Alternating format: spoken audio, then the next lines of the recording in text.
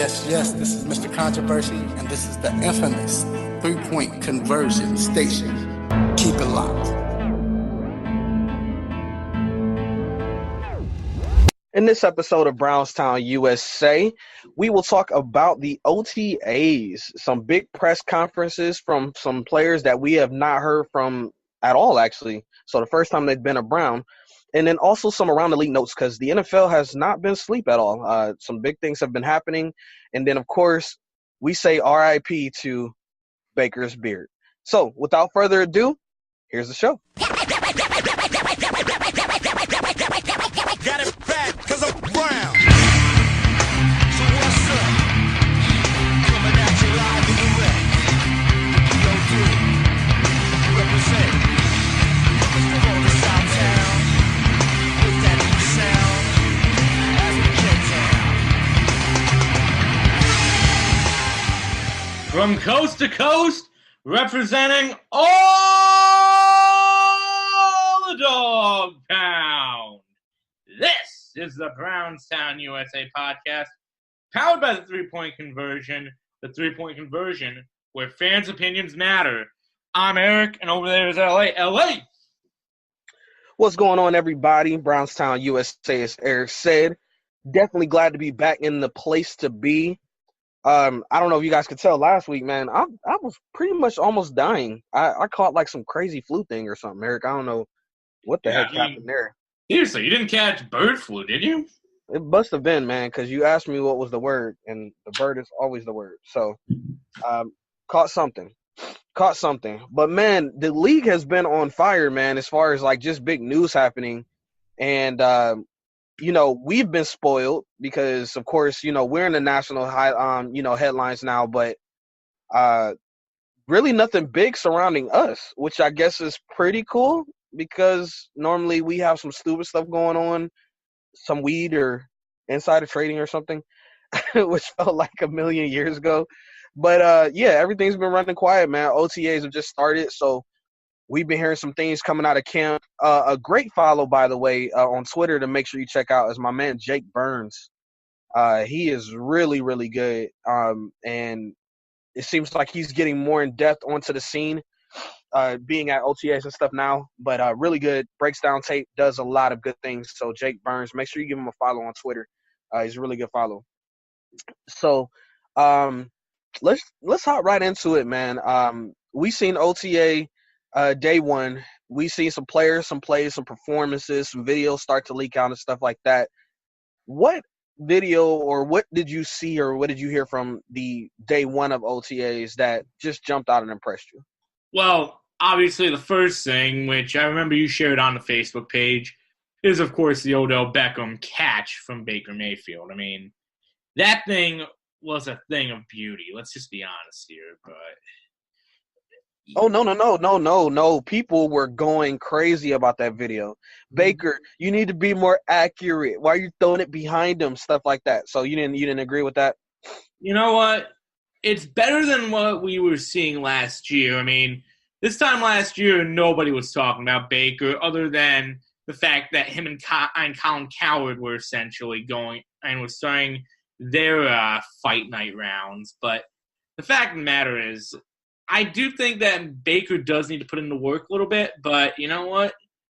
Odell Beckham's the type of receiver that can catch just about anything, as long as you put it in his general direction. Just ask the Dallas Cowboys on that one. Yeah, I completely agree. And, again, this is OTA's day one. I'm not going to be mad at Baker for throwing it behind Beckham a little bit.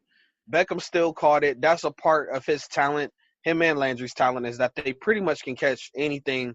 As like you said, you throw it in their radius. So I'm not tripping about that. There's going to be plenty of more time for them to get together and work on their chemistry and their rhythm. And that's just what it is, man. It's day one of freaking practice, y'all. Like, chill out. So another thing that we had seen kind of going around is that I heard that Kareem Hunt was out there just embarrassing cats on the field, like as far as in coverage and everything. Like, again, my man Jay Burns said that he just looked absolutely just like a cheat code out there, just absolutely phenomenal. And Nick Chubb did too. So for us to have a backfield like that, it's not even fair, man. And then of course, Duke showed up too. So I mean, wow. Actually, wait, did he show up? Because I remember reading that I thought he showed up day one. He showed up day one. He didn't come to day two like Odell. Okay, I didn't know if he ended up, because I know he said that he was coming, but I didn't know if he ended up showing up, because I remember watching the pressers, which we'll get to in a little bit, but whatever the case, yeah, look, I'm sorry, this backfield just is not fair. I mean, and the thing is, Cleveland doesn't seem to be done building it right now, because we've literally brought in like 2 or 3 other running backs that were undrafted, including somebody from the AAF right now. I mean, Dorsey's just, for lack of better words, going ham, and this is the time to do it. Absolutely. We're going to see so many names getting signed, getting released. Dorsey's going to continue to bring and breed competition. So that's what it's going to be all about. Another name that we've seen mentioned was where's that? Jermaine Whitehead. So Jermaine Whitehead was mentioned a lot in that he's been getting work in with the first team reps because the Browns have been doing a 3 safety type package system. So not a guy actually that I don't think anybody was really calling for at first when he came to the team. And now to see him out there getting work like that is a little bit surprising, but people said he looked good out there. So that's another name to look out for, Jermaine Whitehead. Would you and then of course Callaway, man. That was a name that we knew was gonna be good. I mean, we counted him like saying like, yeah, man, he's gonna be the 3rd receiver or the 4th. But my goodness, talent is off the charts, and still people said to this day that, he had, first round talent or has first round talent. It was just the problems off the field that made him drop so low. But Eric, he had the audacity to come back to camp leaner, stronger, and faster, if that's possible. The funny thing about it is that when you get down to it, Antonio Callaway, as you said, he was supposed to be a number 1 pick. Not number 1, but like for a first rounder. Had the issues, and then, of course, right as soon as training camp started last year, he gets popped with the marijuana thing that happened. But that's all in the past right now. But the thing is, Callaway last year, I remember people actually wanted him gone, if you remember, because he wasn't living up to that expectation that people had for him. But he's a rookie. You can't just say, oh, he's having a bad year, cut him. No. Callaway, to me, has all the potential to be a great wide receiver on this team. I'm talking like better than Taylor Gabriel when he was here. The fact of the matter is, Antonio Callaway has the speed. He has the hands. He's got to work a little bit on some stuff, but you know what? I think in a few years, we'll be seeing him amongst some of the best Browns. Yeah, the sky's the limit for this guy. And then just having Odell and Jarvis on the field will open up so much underneath. And, I mean, you could have him fly out there on a streak. I mean, it's going to be very, very fun. And like I said, I might have to even get Madden this year, man, just to play with these guys because, like, I haven't bought Madden in forever either. But I might have to do it because when you get an Odell on the team, like you gotta play with that team at least a couple of times. And I'm pretty sure that the Browns will be the most popular choice when it comes to online matches anyway. So it should be fun. Amen. Last but not least, touching on the OTA day 1 stuff is the kickers actually didn't look all that good out there. The person that I heard mention that was Nathan Zagura. He was saying that, the kickers was out there looking pretty bad. So I expect that from our rookie because, of course, he has to get out there and do his thing and kind of learn and, the nerves and the pressure Mm-hmm. But for our other kicker, that just doesn't look good, man. And Eric, I can't be mad. I gotta be honest. I do not want us to have all this talent on the field, and it comes down to a stupid kicker losing us the game again. We went through this last year with Zane Gonzalez. Look, the first year you get a pass just because that first year you're getting acquainted with the NFL, you're getting acclimated to the situations, and you're going against and you're facing that win for the first time. But that second year, if you're not stepping up, you're stepping out. Now, Siebert, to me, I think he's the other guy. I know that you're going to give him a pass. I'm going to give him a half pass, personally. Like, the thing is, when you're taken in the 5th round, it doesn't matter where you went to college. It doesn't matter what you did. You're being relied upon to do something. At a position like that, you better step up again, because when you start struggling, people are going to start putting your feet to the fire. And they are already doing that because he shouldn't have been taken in the 5th round. But that's beside the point. I mean, that'd be like if, let's say, we drafted a punter in the 5th round, and instead of what we're getting from Colquitt or the Scottish Hammer, we're getting like 20-yard punts. It just does not work. Yeah. And again, for them to look bad now, I'm okay with that because it's so early in the offseason still.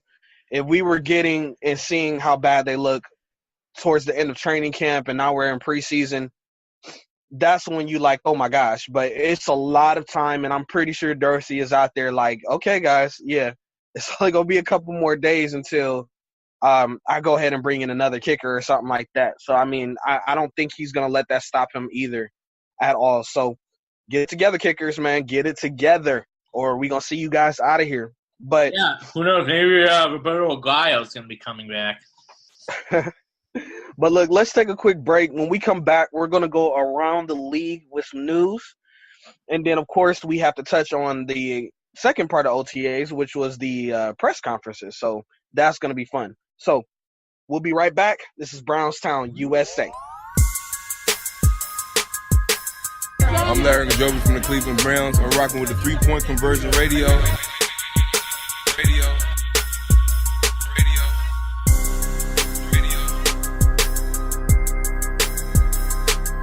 And we are back, Brownstown, USA. And as always, we are powered by the 3pointconversion.com. Make sure you hop over there, check out all the articles, news, updates, and follow them on all your social media outlets at 3PTCNVRSN. Great group of guys over there, always hustling, always writing, including Eric as well, so you can catch his work on the website too. Also, follow us, Brownstown USA, on all your social media outlets, and we have a Facebook group and also a Facebook fan page. So hop over there and give us a like, and let us know how we're doing. Rate our podcast wherever you are listening to it on.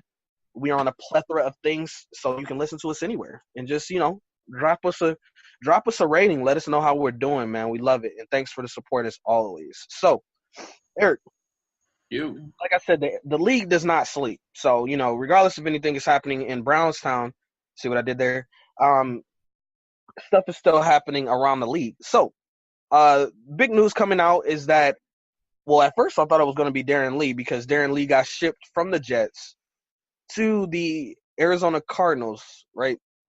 Yeah, Arizona Cardinals for a 6th rounder.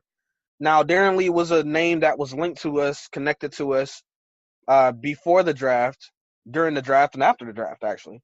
But are you kind of sad or disappointed that a 6th rounder for Darren Lee, do you think that we should have been maybe in on that a little bit? I mean, I think that I'm more surprised that we didn't get on it, but the fact of the matter is we took 2 linebackers in the draft, and from what we're seeing early, both of them have been pretty damn good with the second teams. And even the first teams right now, we're seeing Schobert, Kirksey, and I believe it was Ardarius Stewart. So we're seeing those names going on right now. I think for once, while it would have been nice. I'm sorry. I think I said. Did I say the Cardinals or the Chiefs? I thought you said Chiefs. No, I might have said the Cardinals, but I'm sorry. The other red team. He got sent to the Chiefs. Yeah. Sorry. But like, no problem. But that's the thing. Like, while depth isn't bad, if it's going to come at the cost of cutting somebody, I just don't see anybody to cut right now. And no offense, we've seen those 6-rounders come back to haunt us or come back to make us. So I don't know. Yeah. And then also too, now we've seen a big time hit to the Cardinals, and that's why I said Cardinals initially because I had that on my head. But Patrick Peterson, man, suspended for 8 games. Or wait, okay, so I've seen different reports on this. I've seen 6 games. I've also seen 8 games. Let me confirm that real quick because that's crazy. But PED usage, what a blow, man. Really What is. a blow. 6 games. But what a blow. What the heck? What is that about, man? It just seems like the Cardinals just, I mean, besides all the stuff, with Rosen and, Kingsbury coming in, I mean, just everything. Now we see this. And then also, too, remember, we were hearing rumors that they were shopping him at first. And, and now he gets suspended for 6 games. Like, how you feel about this story, man? I'm honestly shocked more than anything just because Patrick Peterson is still one of the better cornerbacks in the league right now. And you know what? I'm going to just say it. Like, anytime you see someone get popped for steroids, it's going to come as a shock, especially in the NFL, because everybody in the NFL is essentially a big guy with the exception of some of the quarterbacks. So when you see a story like this about a cornerback, it's shocking. I mean, what I want to know is, was he having any roid rage out there in Arizona? Like, I wonder if he got so annoyed at Kyle and then just threw him to the ground for no reason. I have no clue, man. But, yeah, just a head scratcher, especially for a player like him. Especially for a player like him that just he's a veteran, man. I mean, there's no excuse for that. Like, it's crazy. And, you wonder just a guy with his talent and stuff like that, like why he would need to get popped for something like that. So, I don't know, man. I do not know. But a couple of wide receivers, man, that used to be on the Browns. Ricardo Lewis has seen that he had got picked up by the Miami Dolphins. Now he is out for the entire season again. So, man, just hard to see, a guy like him because, we liked him up here. He just couldn't stay on the field for us either. But just hate to see him just going through stuff like that. And then also a blast from the past for us, Dwayne Bowe, who's most notably known for his days in, the Kansas City, retired. And I just figured out, like, hey, I thought he was already retired, but he's actually retired now. But best of luck to Dwayne Bowe as well. Now, Eric, I got a question to ask you before we take a break again. Mm-hmm. We've seen the NBA draft lottery go down, and then the NFL draft Twitter account tweeted and said, hey, we should have a lottery as well. Yeah. What do you think about that? Well, before you do touch on that, there's actually one thing. There's also one other thing I would like to bring up really quickly, if you don't mind. And that is, so the Dolphins waived Ricardo Lewis, like you just brought up. You know who took his spot? Nate Orchard. Oh, yeah. Another former Brown. Yeah. But anyways, I'll be completely honest with you. I know you're going to disagree with me on this. I hate the idea of the lottery, personally. Like, I think it's a good idea overall. Like, I think the idea for a sport like basketball, it works. I could see it work with something like hockey or baseball. But when you talk about NBA, I think that there's just so much that's going to get questioned about it because, well, there's obviously people that do think there's these huge conspiracy theories that the owner is going to take care of the bigger teams. Of course, that was proven false this year, but at the same time, is it really worth going into that? And besides that, if we didn't have that lottery system, we don't get Baker, we probably don't even get Myles Garrett. Yeah, I think I heard some type of idea where they said that they wouldn't mind, I guess, instead of it being like the worst team gets the top pick, it would be more so that the, I guess, bottom 5 worst teams have the same chance kind of thing, so that it's not always rewarding the tanking teams, and it shakes it up. So Yeah, like, that's the big thing. Like, the problem with the NBA is you knew teams were tanking. That much was obvious. Now, don't get me wrong. There were NFL teams that were tanking, but they actually looked like they were still trying to win. The NBA, nope.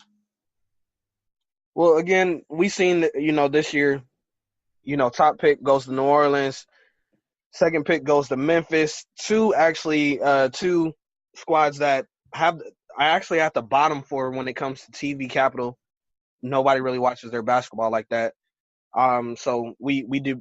That was debunked, and a lot of people came out and said, hey, maybe we finally seen the end of tanking, because a team like, say, the Atlanta Hawks that were actually out there trying but was just actually bad because they had a bunch of young people weren't rewarded at all. So I just thought it would be interesting, man. Of course the NFL is not going to do it. The NFL is like that get off my lawn crew. So, it takes them a long time to change anything up.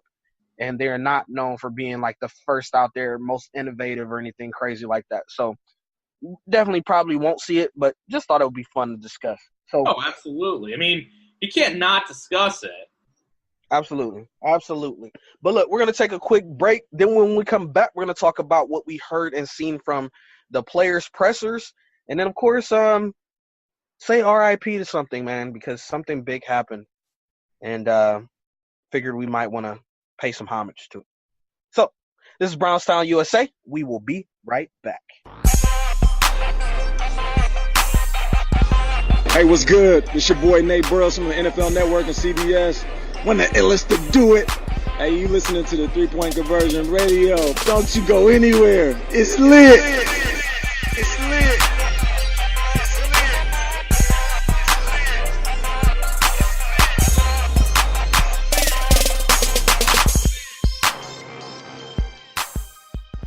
BrownsTownUSA back in the building like we never left. And, of course, I am LA, and across from me, my main man, partner in crime, Eric, a.k.a. Stoshball. And you still owe us a explanation on that Stoshball, too. Just throwing it out there. I know.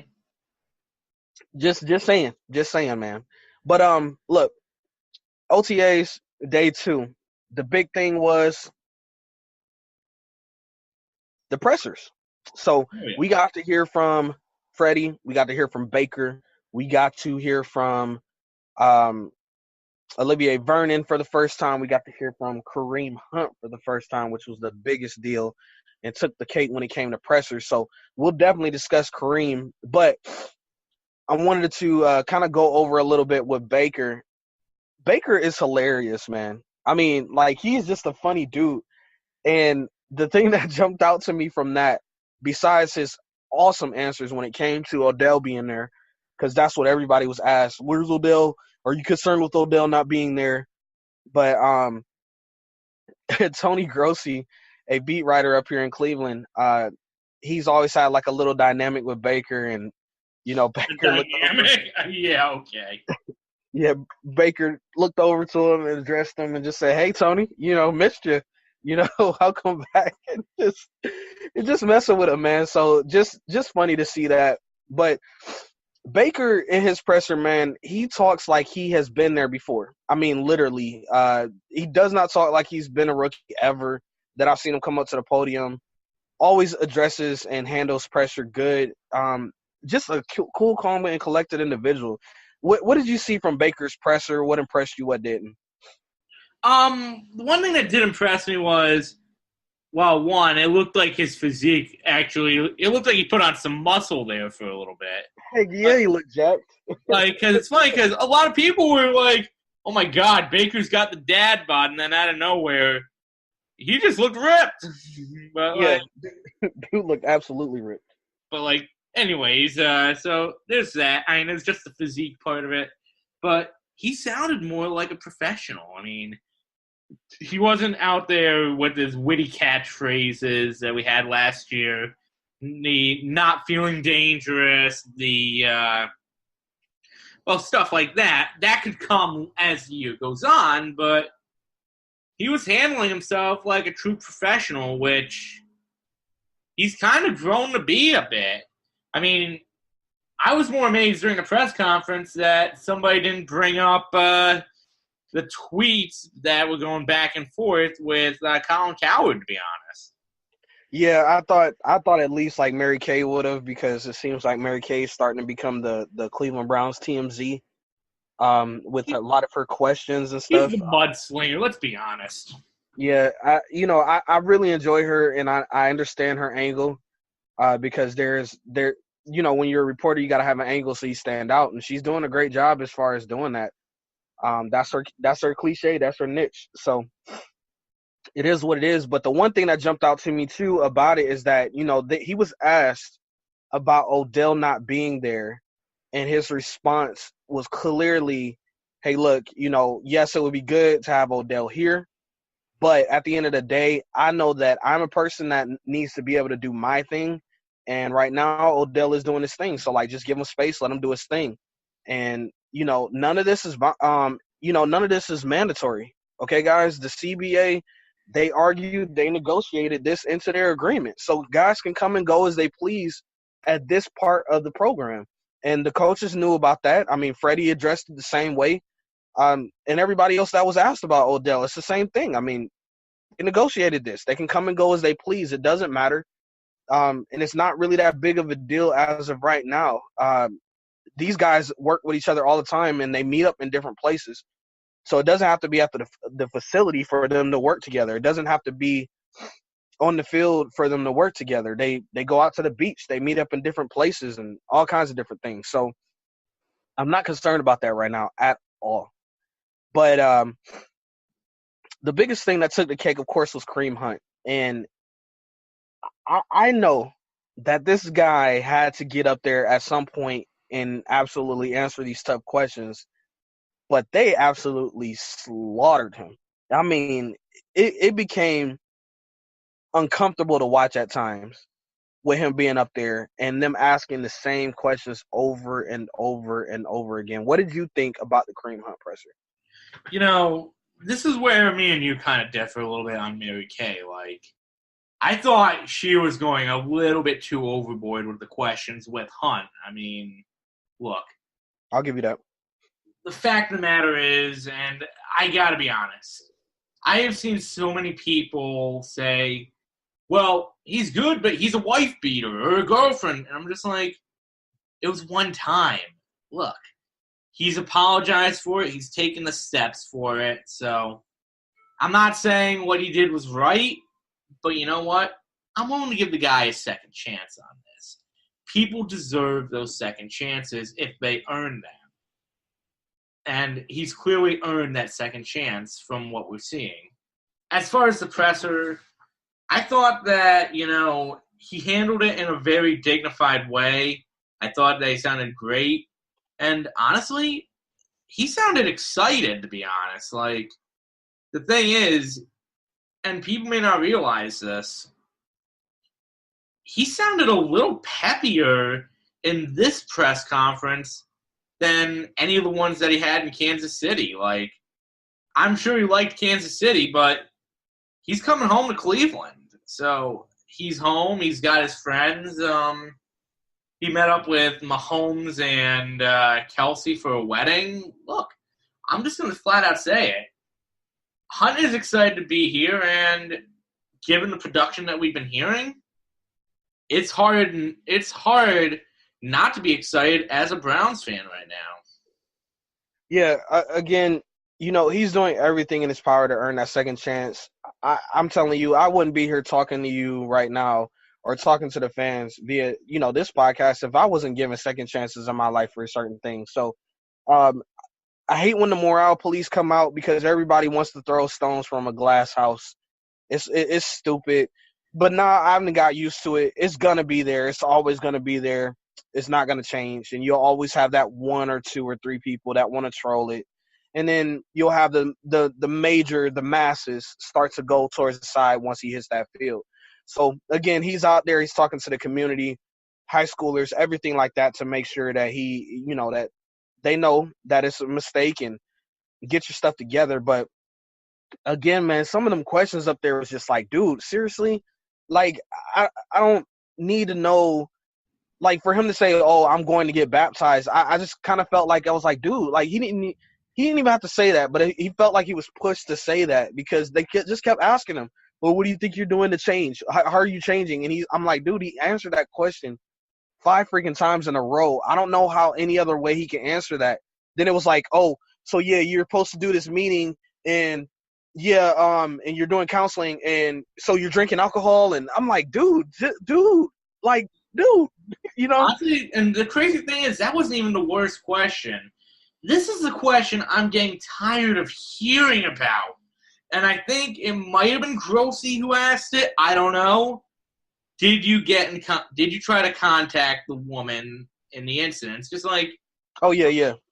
Was it Grossi or was it somebody else? I don't know. It was either Grossi or Mary Kay. But it's like, do you really want to bring this up right now? I mean, look, no offense, but if he came calling, what's to say that she's going to answer? Like, that's not a question of, well, she's in the wrong. No, it's a question of just common sense. Like, if somebody pushed a woman down and that woman sued that person, then about a year later, the person tried to call up and apologize. Do you really think that they're going to answer? Yeah, that was definitely very uncomfortable. It was like, yeah, so did you try to say sorry or anything? And I kind of get it. I do. Mm-hmm. But at the same time, like, not everything – he's publicly came out and apologized. That's number one. He's publicly came out and apologized. He's all over the news, so I know that she's seen that. Not everybody wants to basically go back and talk – and you have no idea what she wants to say or what she wants to even hear. Like, he can't just automatically make her come back and say, I apologize. Like, he can't make her show up. Maybe she don't even want to have contact with the dude anymore. You don't even think from a standpoint on her end that I'm pretty sure that there's people out there blaming her as well. And she's probably been chastised and she's not used to being in the spotlight like that. So you can't just force things like that to happen. I mean, if it happens, it happens, but it is what it is at this point, man. But anywho, yeah, man, I'm just glad he was able to get up there and talk. He definitely seems very humble and ready to get to work. So, and like we said, we seen multiple reports coming out there that he just looked like a freaking animal on the field, just out there just crushing cats. So, Eric, every time I think about this stuff, it's like we have some dynamic offensive players that's going to make our defense beastie. And then with our defense, we have some beastie dudes that's going to make our offense beastie. Like, it's like we just have some great competition going on. And I can't wait till training camp opens up, man, and we can watch some of this stuff. Because I better believe I'm going to be up there at the training camps, trying to check it out. So, yeah. But look, let's wrap this up, man. But first, I want to say R.I.P. I want to say R.I.P. to Baker Mayfield's beard, guys. You know, if I had a beer, I would definitely pour one out for him. But, you know, we knew it was coming. Let's just be honest here. We knew it was coming because Baker did say he was going to shave it for the wedding. It's gone. Yeah. And now it's gone. So, R.I.P. to Baker's beard, and I'm pretty sure he'll probably end up growing it back, but he had to get it done. Yeah. Had to get it done. Happy wife, happy life. And that's what he's about to enter into, guys. So, with that being said, man, OTAs is here, Eric. We're getting closer and closer to football season. I'm excited. I know you're excited. And fans, you should be excited as well. But we will probably see you either next week or the week after. Again, this is the off season, so we are trying to space ourselves out as well and not, do too much because there's really not that much going on right now. So, if something happens, we'll be back on the air to talk to you guys. If not, then we will see you guys not next week, but the week after. So, of course, thanks for tuning in, listening to Brownstown USA, powered by the 3-Point Conversion. We'll see you. See ya. Take care, folks.